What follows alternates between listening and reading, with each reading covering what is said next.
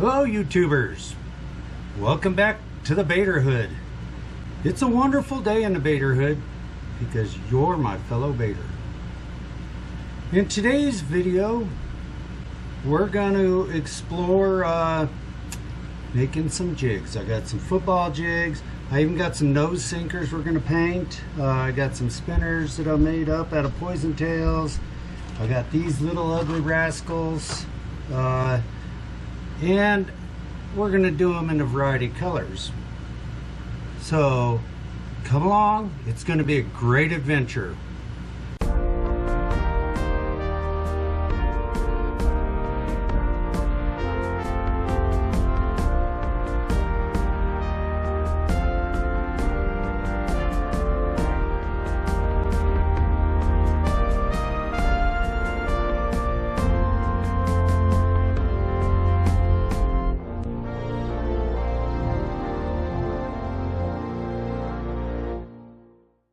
I suppose we should start at the beginning.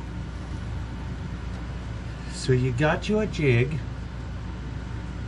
We're going to start with these little football jigs. Okay, and I make them in all kinds of sizes. I fish with the small ones, but other people might fish with the big ones. So we'll see what happens. So we got our jigs poured. We can do that in another video. Now we got to figure out what color.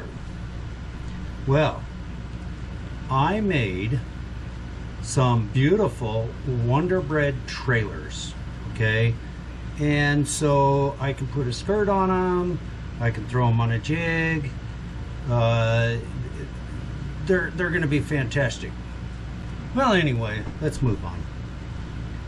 Wonderbread has a color that is a white package with a big yellow dot and then some blue and red dots. And for some reason, I think people have been feeding fish Wonderbread because they like Wonderbread color, especially walleye, perch, bass, bluegill. Bluegill go crazy over Wonderbread color. So we're gonna make it.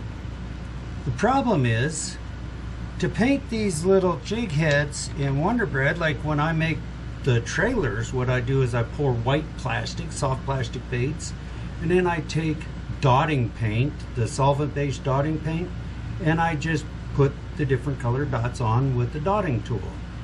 We can do that in another video too. But to dot something like that would take weeks. And you'd have to use a special paint that would dry real slow. It'd just be messy. So we're going to use instead a base coat of white, or in my case, I love pearl. Me and pearl get along. It's just a beautiful, bright, shiny, nice color. So we're going to take these and warm them up and dip them in our pearl, but they're going to be missing the yellow, blue, and red dots. So we're going to have to make something that will cover yellow, red, and blue. So what I've got is red glitter, and this is 1/64 or 0.015. Right? Yeah. This is 1/96th, so about 0.010, close, of the blue, and then I've got 1/24th of sunny yellow, and these came from Hobby Lobby, and they work great for this, but 1/24th is 041. So 040. But having three different sizes of flake will give us three different sizes of dots. Kind of nice. And if you go with a lot of really big flake, you end up with this crusty, chunky looking head that just isn't very attractive. Now the other thing I got is 1 pound of clear. This is clear powder coat from Barlow's, and it's not very expensive. I'll leave a link below to it, but man, I tell you what, Barlow's got just about everything you'd ever need. You can even get your flake, your paint, the pearl paint I get from Barlow's, you know. But anyway, to make, so what's going to happen is we're going to dip it into pearl. That's going to give us a base coat of white or pearl. Okay, nice shiny pearl. Then we're going to dip it into clear with the flake, and that's going to put our dots on. So to do that, we need to mix up our colors. I'm going to go with the smaller spoon because I have these little jars. Now you can get little bottles at Hobby Lobby with a screw lid on them that are nice, but these are courtesy of the doctor's office. Of course, don't call up my doctor and tell him that I'm raiding his cabinets as soon as he leaves the office. That's why I wear cargo shorts in with extra big pockets. So what we're going to do is get, there's 1 teaspoon, 2 teaspoons, 3 teaspoons,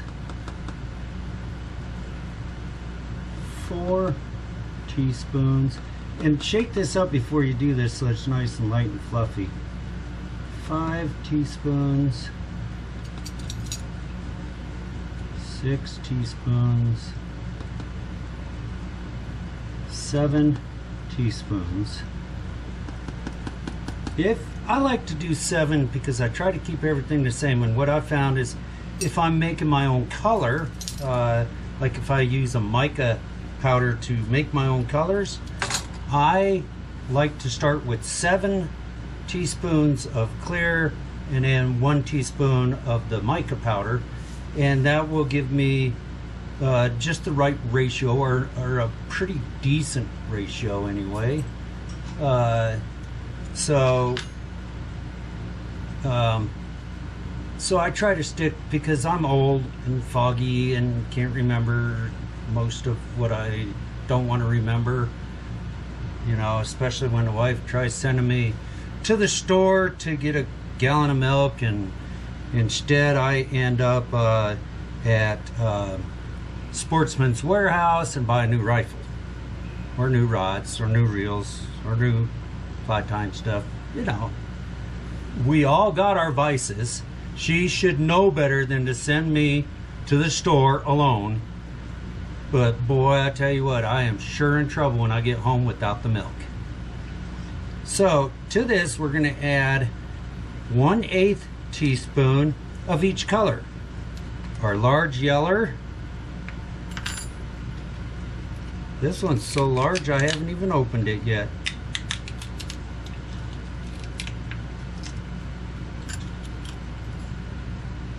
So 1/8 teaspoon, and you can make that a heaping one. We'll start there. We may end up adding a little more. We're going to shake it up and take a peek and see what it looks like. 1/8 of blue.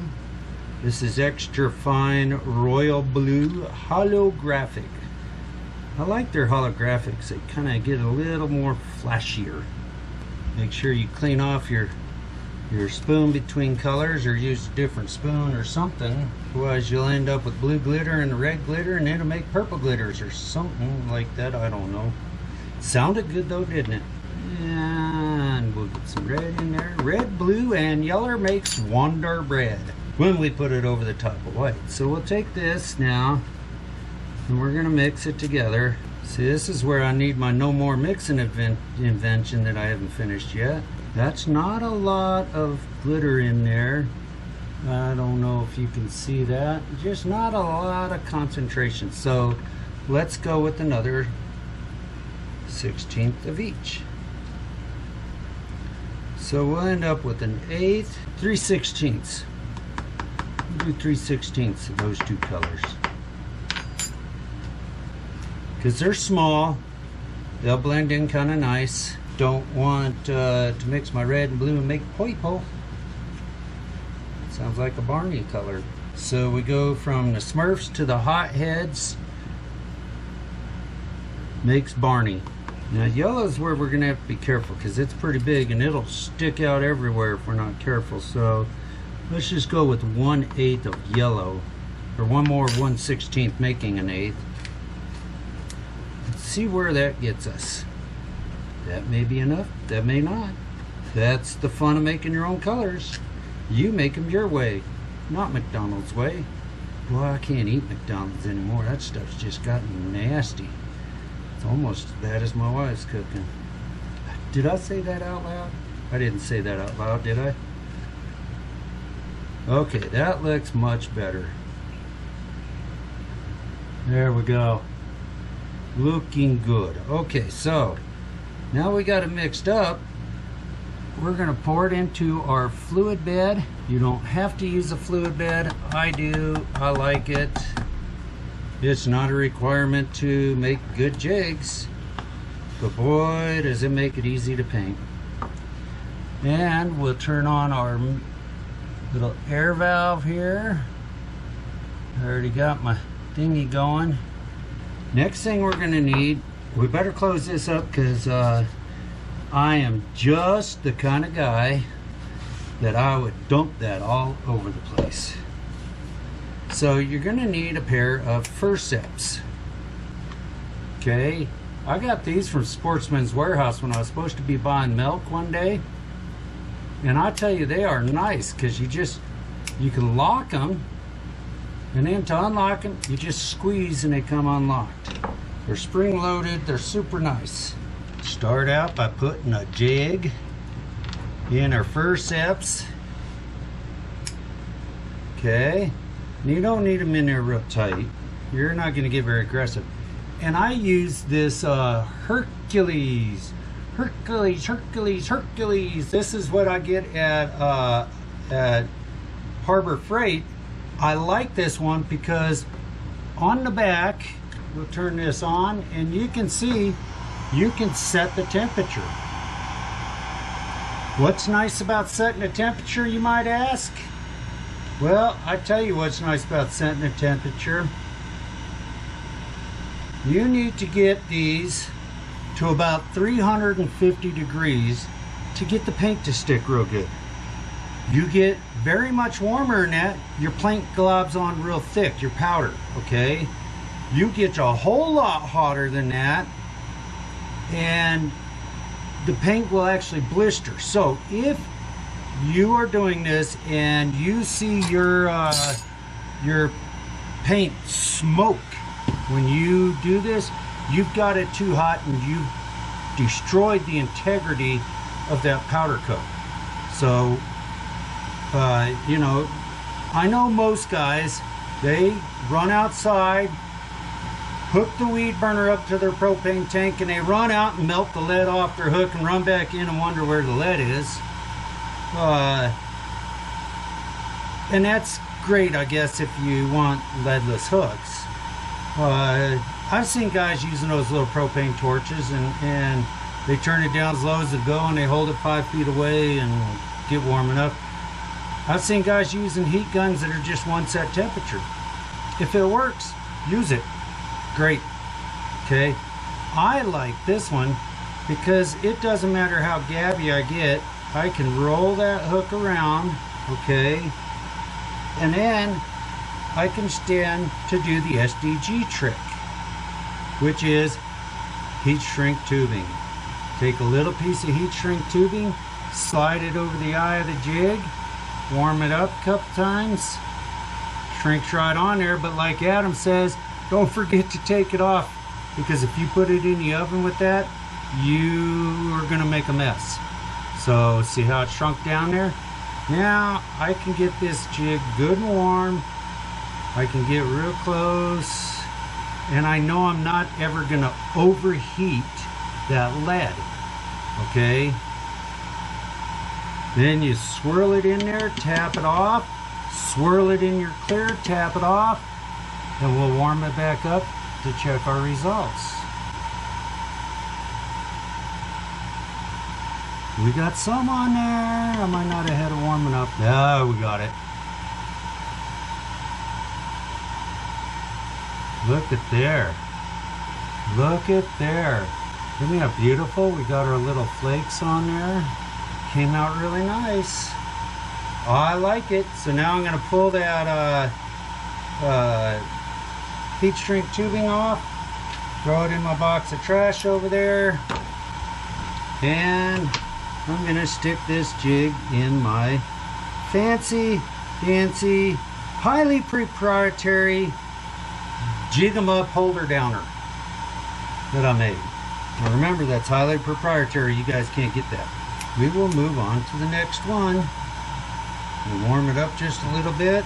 We'll get one of my little thingies, my little heat shrink tubings that are staticky and stick to my fingers. They're just attracted to me.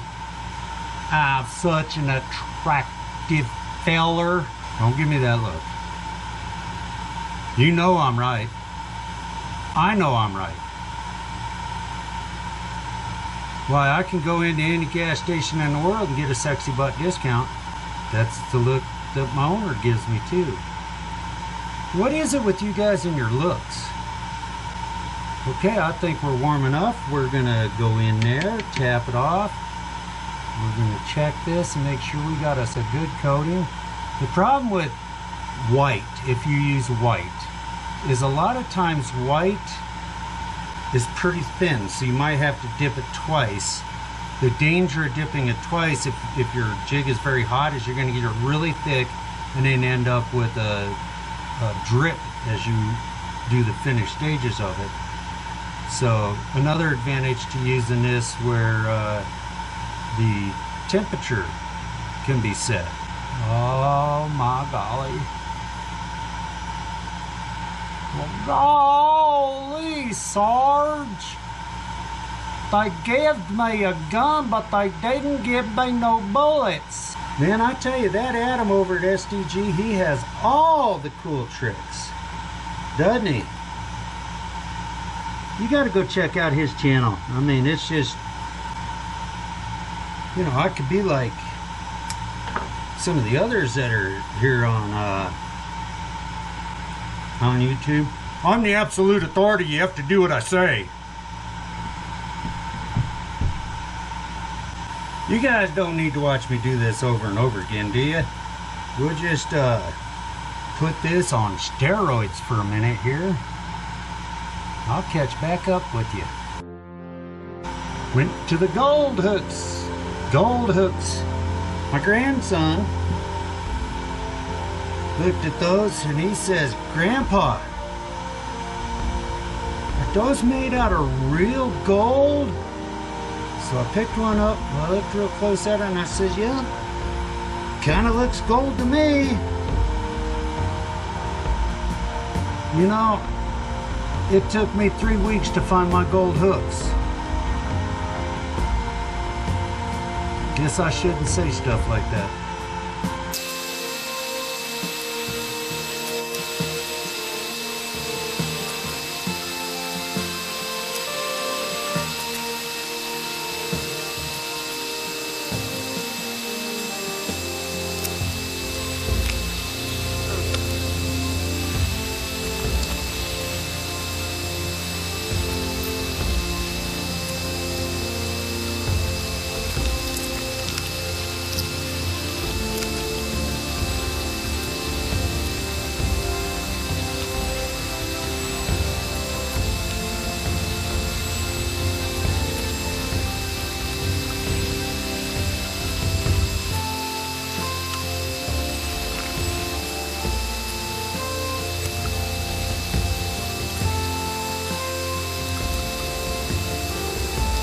We're going to move on to the nail weights.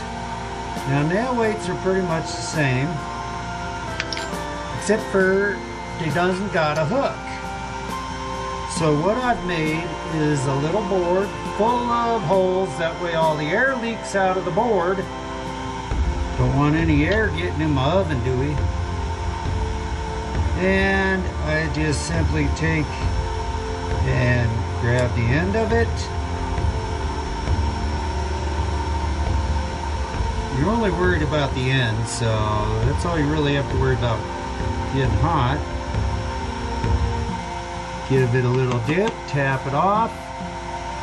I take it back because I like to make sure that everything's smooth before I go into my clear with my glitters. And look at there, isn't that gorgeous? And then I stick it in my hole. Yes, you heard me right. I stick it in my hole.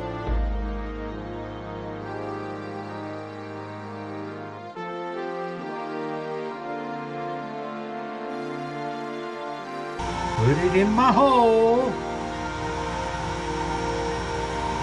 The hole in the board. That hole.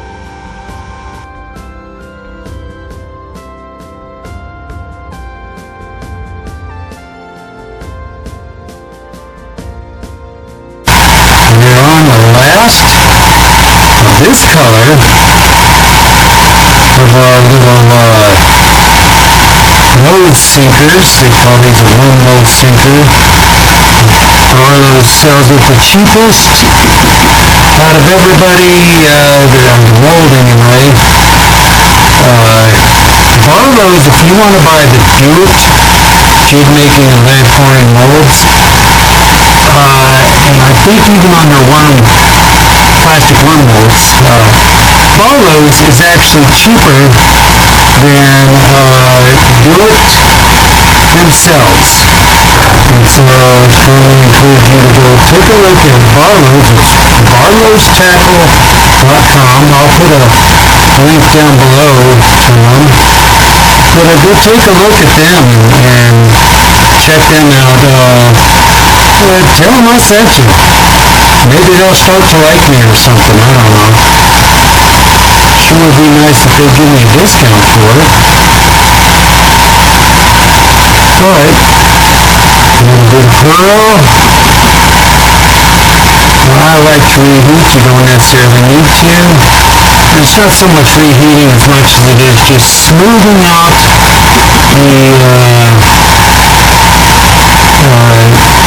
the coat that I just put on.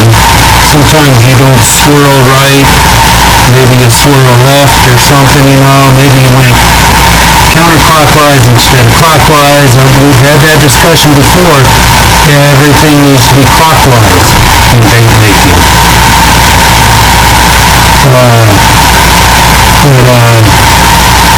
You know, something happens, it's just not quite smooth and regular and, you know, kind of like that first girlfriend you had. But anyway, you know, she was normal. Rough on it. But anyway, so, you know, I just touch it off in the heat just a little bit. And there we go. Last one we'll do tonight. Because the owner's called and ordered me back home. She must want me to lift something heavy or clean something dirty or something. Oh, there you go. Wonderbread. Cool color. It'll smooth out in the oven some, but I just think the better they look going in, the better they look coming out. Now you always end up with just a hair left in your containers. I'll show you how to fix that. Now, this is a highly proprietary method of doing things, so you can't do it. Maybe I'll go get a patent on it, and then I can send you a cease and desist letter. But what I do is I take a white piece of paper. Now this isn't any ordinary paper. This is white paper. And I fold it, put a crease in it. And then I set it down on here, and I take my thing and I go, see, now that's the proprietary part. And then I pick it up and I just shake that little bit back into the jar. That's a proprietary method as well. I'm going to go get a patent on it, so patent pending. We'll get this out, and sometimes I'll just, you know, because I know me, if anybody can make a mess, I'm the best. So, get this off of here. Pour that back in there. And again, I go to that proprietary method.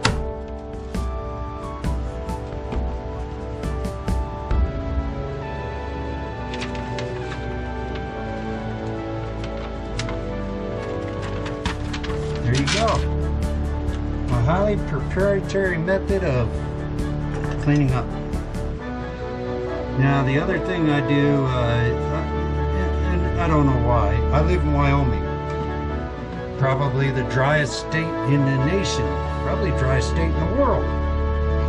But I still cover these up. I don't like to get stuff in my filters and stuff. I'll take these tubs off and put them in my drawer and keep them. I'll leave the links down below for everything I used today, including the proprietary methods. You know, where I got the patents on them, so you have to buy the rights to use that method from me. Yeah, that's greed. So,